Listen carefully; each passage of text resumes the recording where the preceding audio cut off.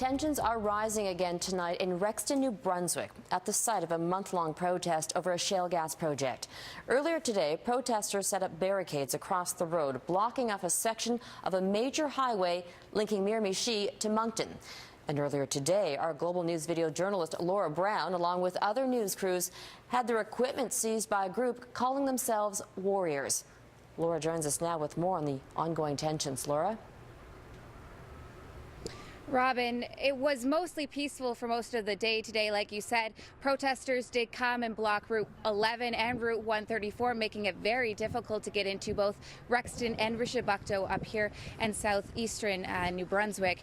Now, they did get a little bit tense this afternoon around noontime when our media crew, along with several other media crews, were confronted by several self-proclaimed warriors. We caught a bit of video of this. Take a look.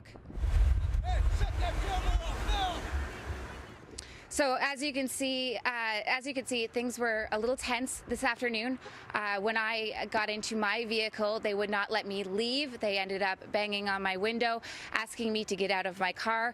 They told me that they were seizing my vehicle. When I asked them if I could get my camera gear, they said no, that it was their property now. Now, we have gotten the gear back, but it was a couple tense moments. Now, we don't want this to overshadow the entire movement of what's been going on in the province for the past several months. Most of these protests have been peaceful, although we did see on Thursday when things got very tense with police barricades, and now we're looking at a fairly stalemate, I guess you could call it, between both the province, SWN Resources, the natural gas company behind this, and the protesters. Robin? Laura, is there any indication that the violence from previous days could flare up again?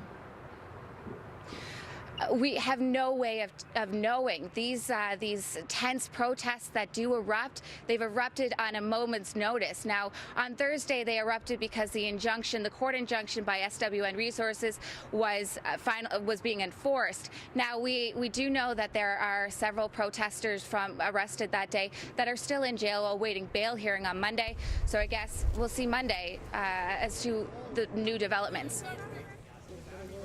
Laura Brown in Rexton, New Brunswick. Thanks, Laura.